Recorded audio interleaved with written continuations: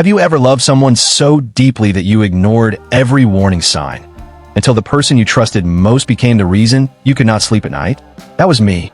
My name is Daniel, and for 3 years, I thought I'd found the woman I would marry. Her name was Clara. She had the kind of smile that could make a bad day feel soft.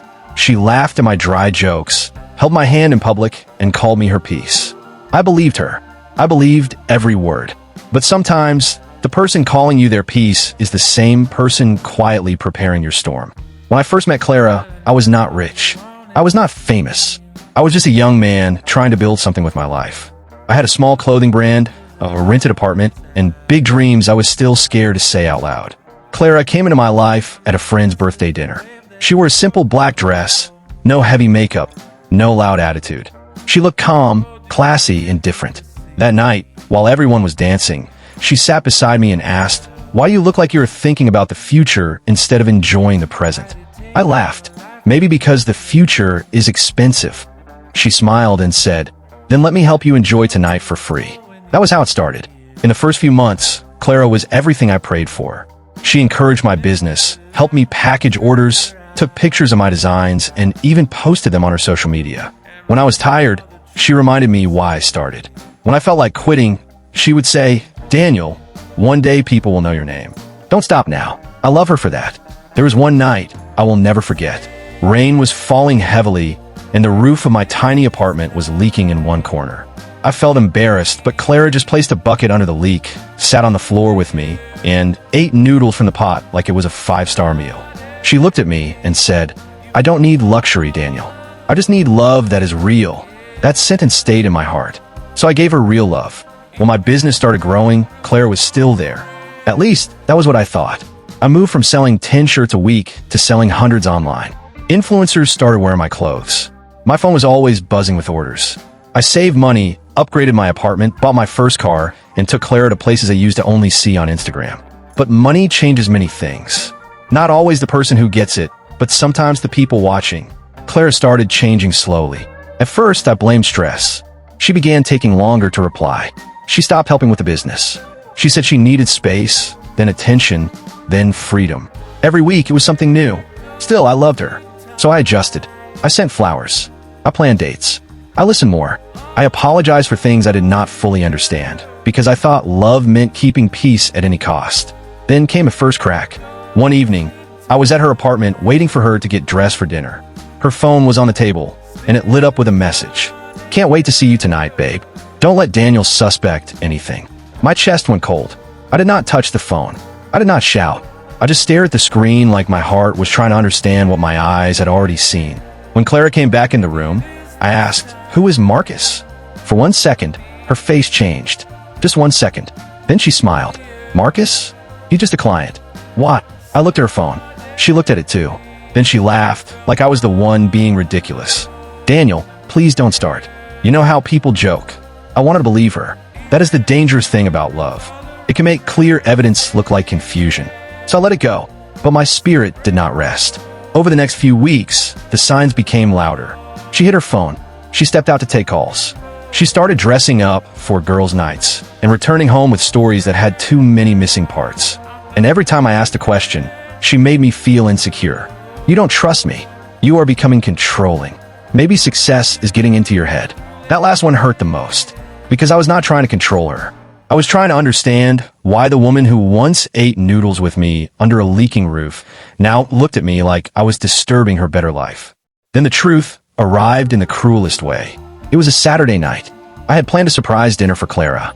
I wanted to apologize for the tension between us, even though deep down, I knew I was not the problem. I bought her favorite perfume, booked a private table, and asked the restaurant to write "Forever Clara" on a small dessert plate. But Clara said she was tired and wanted to sleep early. Something inside me said drive. So I drove. Not to disturb her. Not to fight. Just to see if my heart was lying to me. It wasn't. I saw her standing outside an expensive lounge, laughing in the arms of a man I had never met. He was tall, polished, and confident. The kind of man who looked like he had never had a struggle for anything. His hand rested on her waist like it belonged there. Then she kissed him. Not a mistake. Not a confused moment. Not a friendly accident. She kissed him like I did not exist. I sat in my car and felt something inside me break quietly. No shouting. No tears at first. Just silence. Heavy silence. Then my phone rang. It was Clara. I answered, still watching her. "Hey baby," she said softly. "I'm about to sleep. Just wanted to say goodnight." I looked at her through the windshield as she smiled into her phone while another man held her. And for the first time in 3 years, I did not recognize her voice. I said, "Goodnight, Clara." Then I ended the call. That night, I cried in my car like a man who had lost more than a relationship.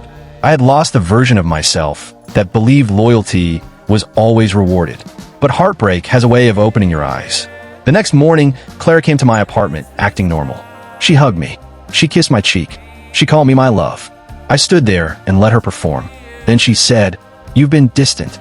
Are we okay?" I wanted to show her the picture I had taken outside the lounge. I wanted to ask why. I wanted to scream. But something stopped me. Instead, I said, "We're okay." She smiled, relieved. But we were not okay. I had learned something powerful that night. When someone thinks you are blind, they become careless. And Clara became very careless. I did not plan evil. I did not plan violence.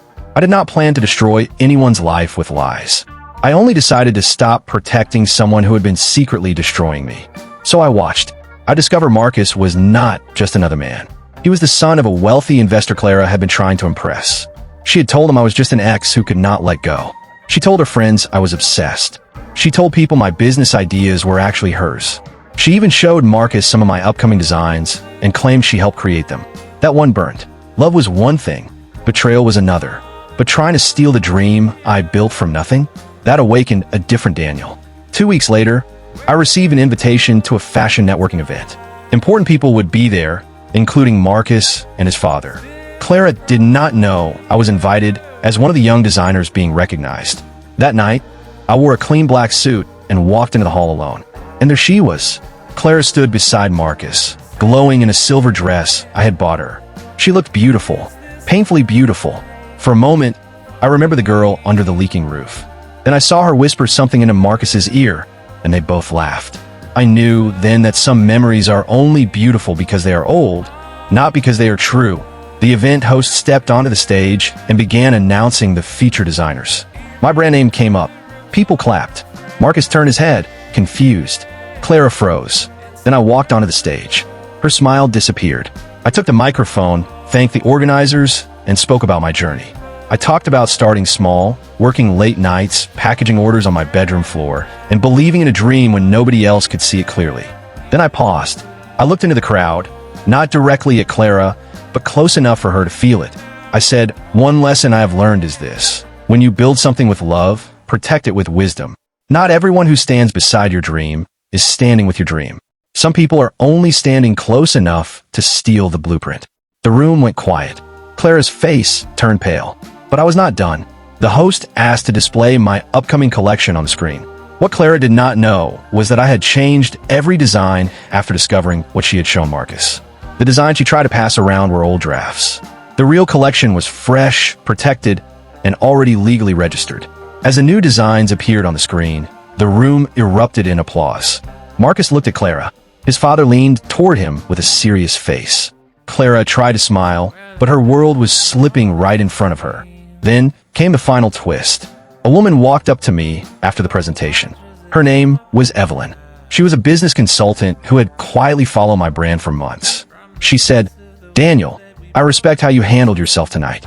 You did not attack anyone, but you told the truth with class. We talked, not romantically, not immediately, just honestly.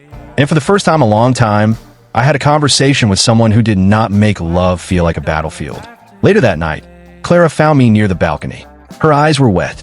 "Daniel," she whispered, "can we talk?" I turned to her. "About what?" She swallowed. "I made mistakes." I almost laughed, but not because it was funny. Because people love calling betrayal a mistake when they finally lose control of the story. She stepped closer. "Marcus is angry.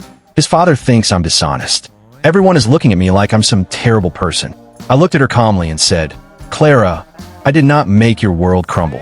I only stopped holding it together." She started crying. "I still love you." That sentence once would have saved her.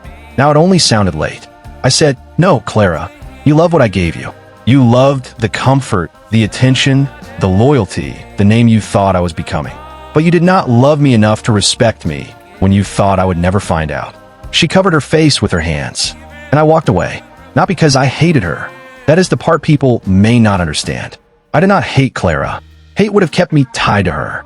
I walked away because peace finally looked better than revenge. In the weeks that followed, things changed fast. Marcus ended things with her. The investors pulled back. Her friends, the same people who laughed with her, started avoiding her. The lies she had built began falling one by one. And me? I worked. I launched the collection. It sold out in days. My story spread online, not because I exposed every dirty detail, but because people respected the quiet strength behind it. Evelyn helped me structure my brand properly, and over time, she became a good friend. Maybe one day, something more. But I was not rushing love anymore, because healing teaches you patience. Months later, Clara sent me one final message. I'm sorry for everything. You deserved better. I stared at the message for a long time. Then I replied with only 4 words. I hope you grow. And I meant it. That was my real revenge. Not watching her cry. Not watching people leave her. Not watching her lose the life she tried to build on lies. My revenge was becoming the man she thought she could break. My revenge was sleeping peacefully again. My revenge was learning that betrayal may crack your heart, but it can also clear your vision. So if you're listening to this and someone played with your love, please hear me clearly. Do not destroy yourself trying to destroy them. Do not become bitter because someone else was dishonest. Build, heal, upgrade your life. Let your silence become discipline. Let your pain become wisdom. Let your comeback speak in a language they can never ignore. Because sometimes the sweetest revenge is not revenge at all. Sometimes it is simply becoming too whole to be used again. And trust me, when the person who played you sees you standing stronger, calmer, and happier without them, that is when their world truly starts to crumble. If you enjoyed this story, don't forget to hit the like button and subscribe for more heartwarming tales at Heartline Cafe.